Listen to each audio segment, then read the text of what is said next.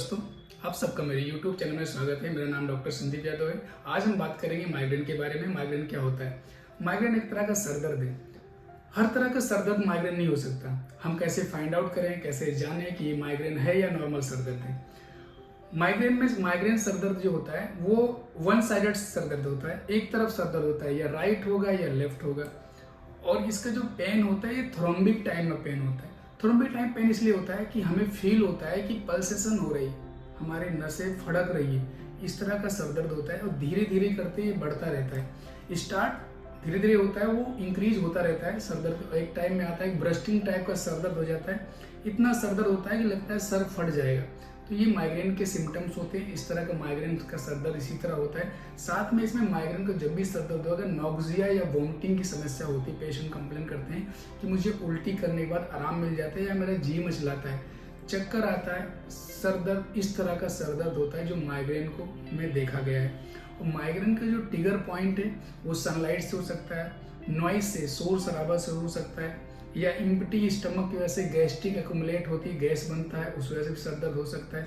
या स्मेल वाली चीज़ें जैसे बदबूदार पदार्थ जैसे होते हैं, जैसे हमारी गैस हो गई, रसोई गैस हो गई, या परफ्यूम हो गया किसी तरह का। कार में बैठते हैं, कार का जो परफ्यूम होता है उस तरह से स्मेल की वजह से सरदर्द हो जाता है लोगों में।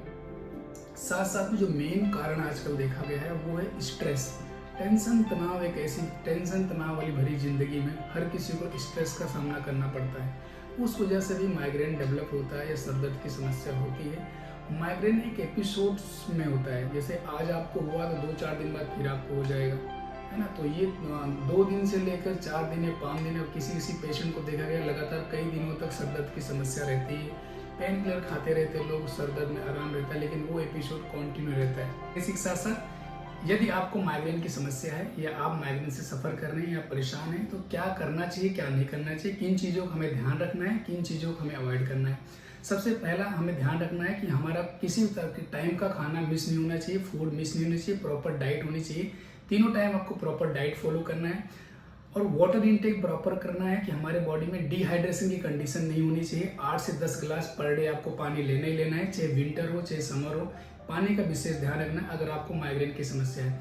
नींद प्रॉपर होनी चाहिए, 7 से 8 घंटे आपको नींद प्रॉपर लेनी है। स्ट्रेस को अवॉइड करना है। अगर किसी तरह का आपको स्ट्रेस रहता है, चाहे वर्क का स्ट्रेस हो चाहे कोई भी स्ट्रेस हो, उस चीज़ को बैलेंस करने के लिए आपको योगा, एक्सरसाइज या मेडिटेशन आपको करना है। ध्यान में बैठना है 20 से 25 मिनट या 30 मिनट, 40 मिनट, जितना भी आपके पास टाइम है, जितना अपने हेल्थ के अपने ऊपर आप टाइम दे सकते हैं उतना आपको टाइम देना चाहिए, क्योंकि स्ट्रेस मेन फैक्टर है इस तरह के माइग्रेन या सरदर्द की समस्या में। अगर आपको माइग्रेन सरदर्द नहीं है, लेकिन अगर स्ट्रेस से आप सफ़र करें तो इन फ्यूचर आपको माइग्रेन डेवलप होने का या पुराना सरदर्द या सरदर्द की समस्या होने के बहुत ज़्यादा चांस होते हैं। तो इन चीज़ों का ध्यान रखना है। साथ साथ में क्या चीज़ अवॉइड करना है? अवॉइड करना है फूड से रिलेटेड, कि वो फूड कभी नहीं लेना चाहिए जिस फूड को लेने को आपको लगता है इसको लेने के बाद हमें गैस्ट्रिक समस्या बढ़ती है या गैस्ट्रिक प्रॉब्लम होती है। कुछ फूड हैं जिसको लेने के बाद गैस की समस्या बढ़ती है। जैसे फर्स्ट आता है राजमा, छोले। बेसन से बनी हुई चीज़ें आपको गैस बनाती हैं, चाहे वो कड़ी हो, चाहे कड़ी के पकौड़े हो, चाहे डीप फ्राई चीज़ें हैं, उन चीज़ों को अवॉइड करना है। जो तली हुई चीज़ें हैं तो डीप फ्राई मतलब तेल में डाल के उबाल के कुछ बनाया गया, उस चीज़ को अवॉइड करना है। साथ साथ में गोभी, ब्रोकली हुआ चाहे या कॉलीफ्लावर हुआ, ये भी गैस अकुमुलेट करती हैं। मटर हुआ, ये गैस्ट्रिक अकुमुलेट की चीज़ें, इन चीज़ों को अवॉइड करना है, ध्यान रखना है, ताकि अगर आपको गैस्ट्रिक प्रॉब्लम नहीं हुई तो आपको माइग्रेन का ट्रिगर कम होगा, माइग्रेन के एपिसोड कम आएंगे। इन चीज़ों का ध्यान रखना है। इसके साथ दोस्तों आगे बढ़ते हैं ट्रीटमेंट के पार्ट में। इसका क्या इलाज है, क्या उपचार है, क्या किस तरह की दवाइयाँ हमें खानी चाहिए, किस तरह की दवाइयों को हमें अवॉइड करना चाहिए।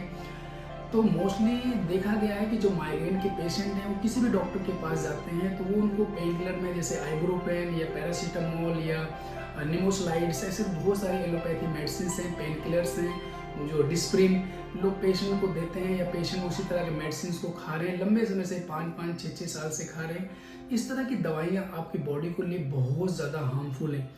इंडिया में क्या बाहर के और देशों में इस तरह की पेन किलर को बंद कर दिया गया, बट इंडिया में लोग कंटिन्यू पेन किलर खा रहे हैं। इवन सरदर्द की बात नहीं करते, किसी तरह की भी पेन होती बॉडी में तो पेन किलर घर में रखी हुई उठाया और खा लिया। ये आपके बॉडी के ऑर्गन्स को डैमेज कर रहे हैं, हार्मफुल है, आपके स्वास्थ्य के लिए बहुत बहुत बहुत ज़्यादा हानिकारक है। तो इस तरह की दवाइयों को अवॉइड करिए।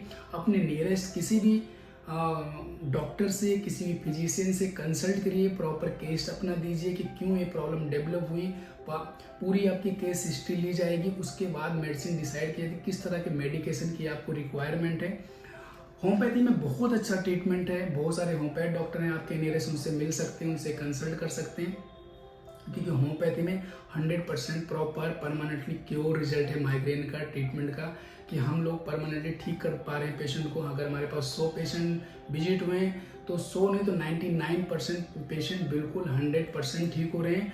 और हमारे पास उसके टेस्टिमोनियल भी है पेशेंट के, जो हमारे पास ट्रीटमेंट लिया है, उनके रिव्यू हैं, उनके टेस्टिमोनियल हैं, जो प्रॉपर क्योर हो, जो पर डे मेडिसिन खाते थे या लंबे समय से मेडिसिन खाते आ रहे, अब उनको 2-2 3-3 महीने कोई रिक्वायरमेंट होती नहीं किसी पेन किलर की, कोई ट्रिगर पॉइंट नहीं बचे हैं, कोई किसी तरह से उनको माइग्रेन या सर दर्द की प्रॉब्लम नहीं आ रही।